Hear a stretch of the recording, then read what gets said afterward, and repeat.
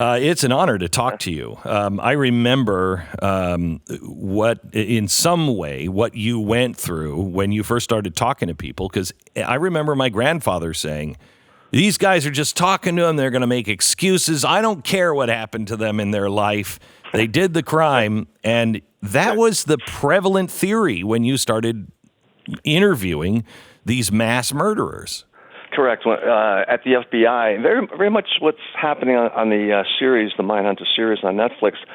The question was, why am I doing this? What are you doing? You shouldn't be going into the prisons doing these interviews. Well, at the time I was 32 years old. I came back to Quantico after working 7 years in the field. I was a very young agent when I was recruited.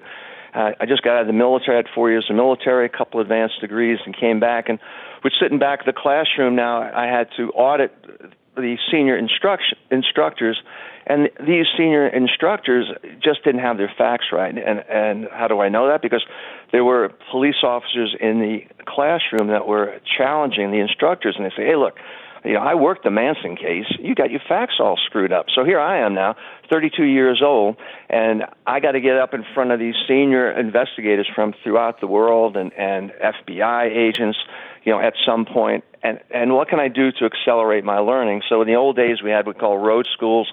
You go out and you may be teaching in San Diego, then later on Boise, Idaho. And, let's go into these prisons. I asked my partner. I said, let's see if Manson will talk to us. Let's see if David Berkowitz, the son of Sam, or Sirhan, and thought it was a crazy idea, but went into the prisons just unannounced, which was kind of good. When you're an agent, you just show your creds. You can go in, and you don't have to tell anybody why you want to speak to these people. And to our surprise, they were very, very, very, very forthcoming, very, very interested in speaking with me. But we made mistakes early on when we first started doing the interviews. Would go in there with notes, go in there with a tape recorder, and that was a turnoff for them. Why? Because they're paranoid individuals, and they should be paranoid. They're incarcerated with a lot of other violent offenders. They don't trust corrections. They're certainly not going to trust the FBI. So what I began to do as we went along, and we teamed up with Dr. Ann Burgess, Boston College, and we developed a computerized instrument for interviews, which I would never fill out during the interview process. It would be before and after the interview. And then started to document this material and began to get some really fantastic information from them regarding victim selection, pre-offense behavior, post-offense behavior.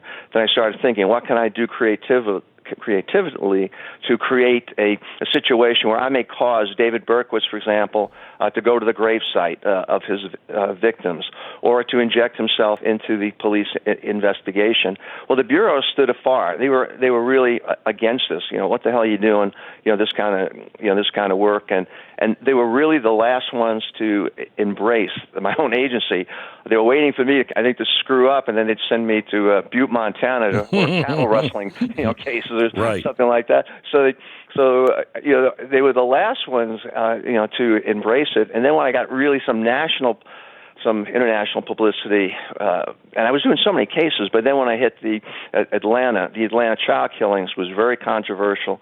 I was censured by the Bureau when I publicly said the killer would be a black offender, would not be white in that particular case. And historically, we had a lot of white serial killers leading up to that time. And when they finally arrested Wayne B. Williams in the case, then I got involved in cross-examination strategies, coaching the prosecutor on how to go after him on the stand. And again, I was very, very, very, very young, but now as this young agent, and when I would now get in front of a group, senior agents, you're like the old show E.F. Hutton, when E.F. Hutton speaks, everyone listens. Yeah. So they started listening, but along the way, it's stressful, man. It's stressful. Sean, let me ask you this on the stress part of it. First of all, I don't want to give any spoilers for anybody who hasn't seen the series on Netflix. But is that last episode, did that at all anything like that? Did you go through that? Well, it's worse. It's worse than the episode. Oh my gosh! because it was that particular way that didn't happen like that. But I was training in New York City in 1983, and it was around October, November. And while on stage training several hundred police from Nassau County, Suffolk, all around Manhattan, I just came back on the Yorkshire Ripper case.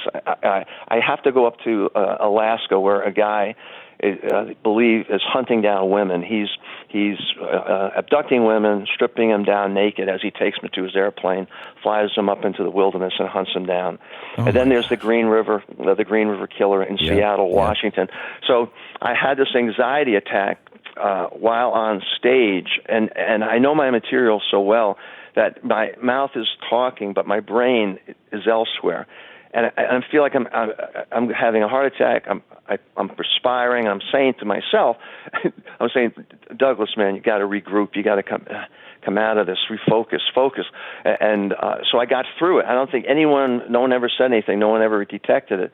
But by the time I got back to Quantico, I felt at 38 years of age, I'm going to have a heart attack. I'm going to have cancer. Something's going to happen to me. So I took out all this income protection insurance. And then it's now time to go out on the Green River murder case in Seattle, Washington. I have tremendous headaches. I have to train 2 younger agents now assigned to my program. And the long and short out there, what happened is before I went before the task force, come back to my hotel room, tell the agents I feel like I'm getting a flu. And that night I collapse in my hotel room floor. They kick down the door 3 days later because I have a do not disturb sign on the door. And they find me in a frog-like position. My brain had split in the right temporal lobe from 107-degree body temperature. My heartbeat's 220, and I'm in a coma. And I'll remain in a coma for a week and come out of the coma paralyzed. All along the left side, can't speak. Before I came out of the coma, they were planning. I'm a veteran. They were planning to bury me at the veteran cemetery, and the doctors later on, when I came back, they flew me back after a month in the hospital, back to where I live in Virginia. Went to various doctors, went to psychologists, and the psychologist tested me, and they said, John, I said, man, well, first you have viral encephalitis brought on. Your immune system is so low. You came very close to dying. Plus you had complications of blood clots that nearly killed you. And he says, but you were really suffering this post-traumatic stress disorder that some of the things we see and our veterans coming back, but you're experiencing the same kind of thing here, dealing with death and violence, and dealing with the victims of these violent crimes that break your heart when you have to deal with them, or when a victim's mother tells you, John, you have to tell me how my daughter was killed. Oh my gosh. Did my daughter fight? And on and on, and it really was emotionally exhausting.